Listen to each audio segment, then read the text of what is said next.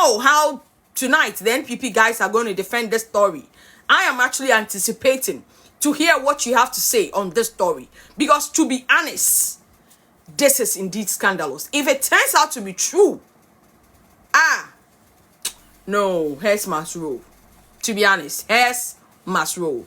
That's fact of fact, guys. And of course, I would like to interrogate between Dr. Mahmoud Bawumia and Kennedy Agyapong, who is the most competent to lead. Facts, easy. No, like, just tell me how to be calm on this matter. Because this is the most ridiculous story, like the most scandalous I've ever heard in my ears since the NDC started chasing corruption, or recovering all the loot, as they call it. Innocent until proven otherwise. I find that quite interesting, to be honest. Wow. Now, Dr. Mahmoud Bawumia may have his flaws, all right? But when we take money out of Kennedy Agyapong, or when we take his personal business, all right? Or we take his influence, which is the money, all right? Now, let's compare the two personalities. Who among these two candidates do you think is most competent to lead Ghana? Guys, there are a lot of conversation, yes, and we see there are people campaigning, putting each other, putting these two candidates against each other, analyzing it, and obviously, when you ask the Bawumia people, they will say definitely Bawumia has definitely been in a role as a vice president, at some point acted as president when the president of Ghana was not around, and all of that. So, in terms of experience, he comes to the table with a lot more of experience. But someone will also argue that Kennedy has also been a member of parliament and also be a board member. But obviously, the role of a vice president is way ahead of a member of parliament. But some have argued that Kennedy comes to the table with a lot of experience. From 1992, he has been a politician. Dr. Mahmoud Bawumia just joined the race, I think 16 years ago. Yes, number of years certainly does not count. But I think the level of experience, all right? And I think that for the past 16 years and more, Bawumia has learned through the process. But some still are of the view that in terms of experience, in terms of understanding the grassroots, in terms of influence, Kennedy Agyapong comes first, all right? But some are also of the view that Kennedy loves to brag a lot. Yeah, he talks about what he has, what he can do, and all of that. We've not heard those kind of words from Dr. Mahmoud Bawumia, obviously. But the truth of the matter is that he comes to the table with some experience and came up with some brilliant ideas, which most Ghanaians are still benefiting from. And now when I'm going to work, I see the electric buses picking people, I think from Adenta, wherever, towards Circle. You understand? We see these initiatives, and these are things you can see.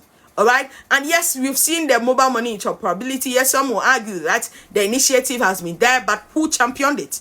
You and I are aware. And of course, we've seen the Ghana card conversation. All right. It has been there for a long time. Yes, we talk about it.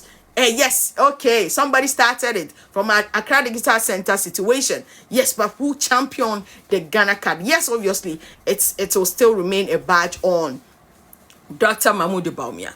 But Kennedy also is a very successful businessman. Obviously not the richest in Ghana, because from where I sit, I'm not sure Kennedy has shown us that he has a private jet. But we know some rich people in this country who owns private jets. You understand? And despite all of that, we don't hear them talk as much as Kennedy. So the conversation tonight is, who among these two candidates, in your point of view, is competent to lead Ghana? Thank you so much for joining us, and this is certainly Facts on Facts, and tonight the editorial is definitely going to be very short so that you can have a lot of time to express your view on the story. Now, the most interesting one for guys, please keep on engaging on the platform. Yes, share the live to at least 5 people, and please be appreciating your amazing host. This is certainly Facts on Facts, and tonight I'll be appreciating some amazing people who came through like a day before yesterday, and today. You are the real MVPs. We'll be celebrating you tonight. I do appreciate, guys. Yes, if you do good, we'll definitely say it. And those of you who are intentionally ignoring us, despite the promises, we hear you. Keep on keeping on.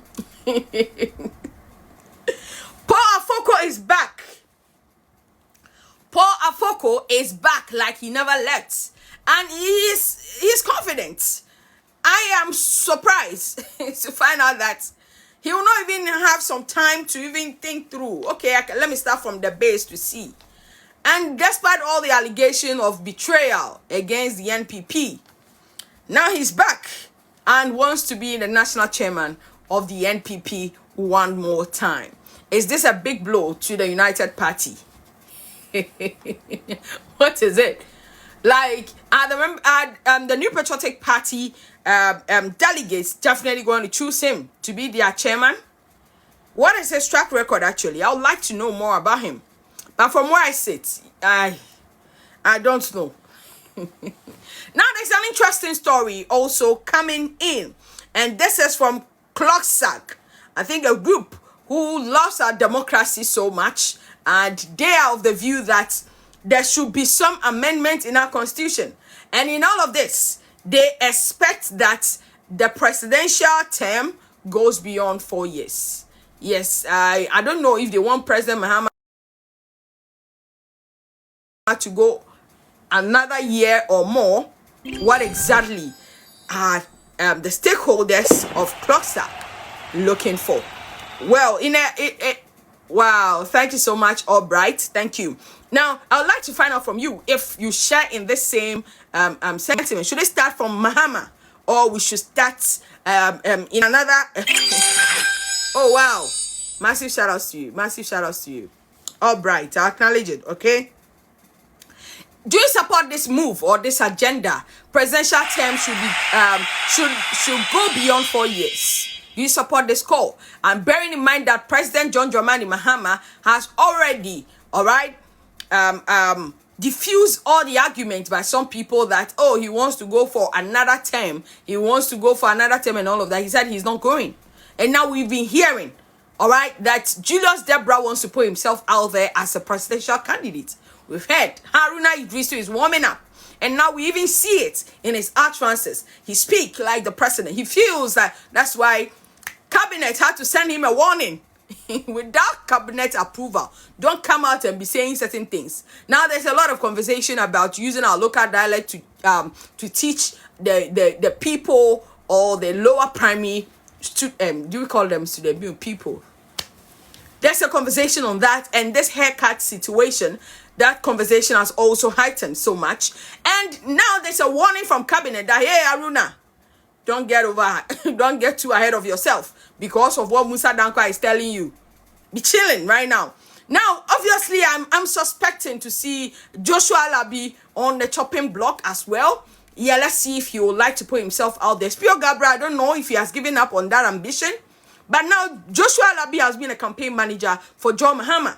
And obviously, his wife, Professor Goski, my goodness, fantastic woman. If you've heard about Professor Goski, my goodness, she is an exceptional woman. She comes to the table with a lot of authority. Like, gets to meet her. She loves her. She's a very good conversationist. I love Professor Goski. She's amazing. Oh, let's see how that goes. Yes, and beyond that, we have heard and we can confirm that Johnson Asiedu Nketia, the most experienced politician, apart from John Mahama, in the NDC, even some can argue that Johnson Asiedu Nketia has a lot of experience. He's a grassroots man. The party loves him. It's also coming. So in all of this, Clocksack is pushing an agenda. And the agenda is to extend the presidential term beyond 4 years. I think that President Mahama, in some of his conversations, have addressed these concerns. That 4 years mandate is just not enough to lead a country like Ghana if you want to really, do a lot. But some have also argued that if you get a wicked president, if you have a heartless president who does not care about our welfare enough, it means we'll be suffering in the hands of the said person until in 5 years or 6. I don't know what the Clocksack people are pushing. But imagine if we have a Nebuchadnezzar sort of hands managing our economy, helping the people of Ghana. How are we going to survive beyond 4 years? Like, make it make sense. Honestly, I do not support this. I beg. If we are tired of the person should be going in 4 years so that we can choose whoever we want one more time. But obviously, Ghanaian voters, you cannot predict them. Despite whatever. Answer no. Say owo abrochiri anase owo Ghana ha. Na oye program bi ete say engagement, wedding anase funeral. Na ope obi a obeba betwa video no ede ama anase oba betwa pictures na mekyere quality videos anase quality pictures a enfo wani enchirem ewo ba bia say cam hacks. Number no ena eda screen ne so no. Na djuma ho etwa yi papa Ghana ha ba bia wo bia ofre na obeba abetwa wo program no ede ama anase empo wo amanone ena wo hweye ena wo beye program ena wo atoto ania uhu obia obetwa wo program no ede ama wa contact number na eda screen ne so no obetwa wadjuma no yopo ede ama say quality videos na quality pictures party emfa wani enchirem ewo ba bia anase empo ope bibi te say camera light anase drone e de travel programmer and so o contact na obeba ababeya ma they go through, they vote the way they think, you understand? And sometimes the propaganda sometimes sells, and Ghanaians will be like, okay, probably this our Messiah, let's abandon our color TV for the black and white and see how it goes. Yes, this is certainly how the Ghanaian voter is. But the true story, the big story tonight is that there's a forensic audit report from the Auditor General's Department. And in all of this, I am scandalized. I'll be giving you an opportunity to share your view about this story. And just as I mentioned earlier, his contendant, which is Brian Agyapong, spokesperson, has made this allegation that Brian Agyapong paid 5 million Ghana cedis to Kennedy Agyapong before he admitted to join Dr. Bawumia's campaign in 2024. So that attitude alone disqualifies him from being part of this contest. Not that alone, his own right hand man, Ajima on Kesbin TV stated it video clearly that they have some things they connive with NDC and did against NPP. So even if Kennedy Agyapong wins, they have to reverse that, or else they cannot win the next election. That one is another statement. We have a video of party faithfuls saying that they were for Ken, and then the showdown statement Kennedy Agyapong made, they made certain things against the party which contribute to our loss. So with these issues popping up and no denial from the camp of Kennedy is even an enough platform for any party with serious leadership to disqualify him. Secondly, Kennedy Agyapong in his lifetime, as we know, it's only the Gen Zs who may not know him well, but from Kennedy Agyapong, as we know, he has been avoiding ministerial position, and any person can just do this logic and then fetch out. How can someone who fears to be a minister become a president, if not for any reason? This is the most interesting analysis of it. Okay. Yes. And come to think of it, he was a board chairman for Ghana Gas. But during the campaign, everything, his message was MPP4. So where was he then? Meanwhile, as board chairman, you are part of the party. And let's look at, even as board chairman, his contribution to Ghana Gas. What development happened in Ghana Gas? What was the transformation there? But when it comes to Dr. Bawumia as vice president, we can point one or two things that we will associate to him as vice president. And even in the midst of difficulties, every truthful Ghanaian can tell you that we all have Bawumia on videotape saying he is not for the e-levy. He was not for the e-levy. But Even in the midst of difficulties, when people were accusing him, he did not disassociate himself. He accepted the blame. But we saw Kennedy Agyapong on the other side pointing fingers. MPP for no, they are stealing from the country. Meanwhile, you were a board member. So his utterance is everything. Now, the statement he made, But which did he lie though? I mean, judging from all the allegations and the scandals now we've been hearing, was he lying or speaking or spitting facts? if he was speaking as we MPP, we have offended the nation, fair enough. But he was speaking as MPP for no, excluding himself. Okay. That's my point. All right. Please Excluding can you move himself. on to Yeah. other topics as well? On the other topics, let me talk about Haruna Idrisu's statement, which he made that the cabinet have even responded to him. Please, I said I'll be addressing that tomorrow. I just said that in passing. No, we cannot keep doing the same thing to ourselves. Or I was also thinking that are they trying to save President Mahama? That's what now they want to come out to say. Because we had Mahama Yarga saying that why don't we put the pressure on the executive to sign it? Why don't we pick it from there instead of laying it like in this is it the ninth parliament or the ninth parliament, I guess. You know, so these are some of the things I think the politicians should be honest about. Because all this while we were saying that President Akufo-Addo had it on his table or his desk and decided not to sign it. And people had a lot to say. That he doesn't want to sign it because he supports TT. Yeah, today I heard about TT.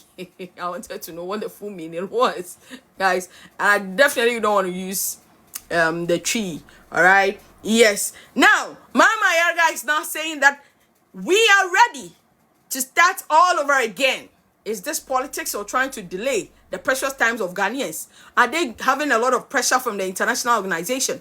Because why do you want to start afresh? This will waste time until 4 years comes. But Speaker Bagbin sort of reassured Ghanaians that yes, what he has to do to get it done, he will do it. If you don't do it, we'll be here to talk about it. Now you want to waste our time to start all over again. We did here. Now, some are of the view that there was a clash. Now, who is speaking the truth? And mind you, President John Dramani Mahama's initial position was that he thinks that it has expired. Mahama Yarga came out to say, no, it has been passed. Once it's passed, it's passed. It's up to the president to assent to it. Speaker Bagbin has come to do a damage control. And for the first time, I wasn't really impressed about the speaker's position on the story. He tried to convince, but I was not convinced. But who am I? When you have a 2/3 majority in Ghana's parliament to decide on whatever happens in this country. Certainly, this is Fact on Fact. If you just joined the conversation, here we discuss politics, trending news, and current affairs. And obviously, we table topics of interest. And obviously, you are given an opportunity to also share your view on the story. Now, I wish to welcome you to tonight's conversation. And if this is the first time you're coming across this platform, make sure you